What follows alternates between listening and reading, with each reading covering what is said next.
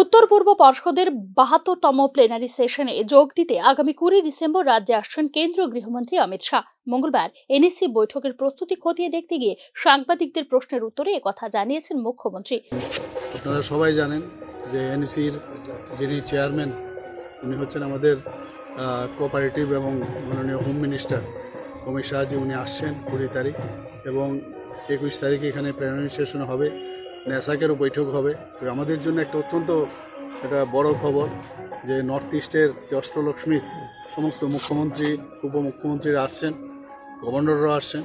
তো সেই বৈঠক চলবে এবং বিভিন্ন বিষয় নিয়ে নর্থ ইস্টের যে প্রজেক্ট এবং ডেভেলপমেন্ট নিয়ে কথাবার্তা হবে। আমি আশা করি যে এটা আমাদের জন্য অত্যন্ত খুশির বিষয়। কেন্দ্রীয় ডোনার মন্ত্রক থেকে প্রাপ্ত অর্থরাশির বিস্তারিত রিপোর্ট তুলে ধরার পাশাপাশি রাজ্যের উন্নয়নের স্বার্থে নতুন কিছু প্রস্তাব পেশ করা হবে বৈঠকে বলে জানিয়েছেন মুখ্যমন্ত্রী doctor Manik Saha. It is Northeastern NEC meeting. Yeah. So here we will talk about our development so far, what we have received from the donor ministry. So that will tell that what we have made, everything will showcase our achievements.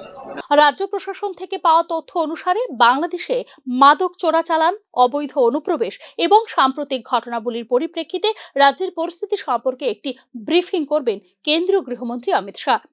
বাংলাদেশের সাথে ত্রিপুরার ৮৫৬ kilometre দীর্ঘ সীমান্ত রয়েছে এবং এর প্রায় ২৭ kilometre অংশে এখনো দেওয়া হয়নি কাঁটা তারের বেড়া।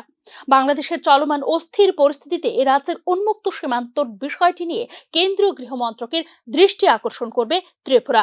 উল্লেখ করা যেতে পারে, আগরতলায় উত্তর পূর্ব পর্ষদের ৭২তম প্লেনারি সেশন অনুষ্ঠিত হওয়ার কথা ছিল গত আগস্ট মাসে, কিন্তু শেষ পর্যন্ত তা স্থগিত হয়ে যায় বিধ্বংসী বন্যার কারণে।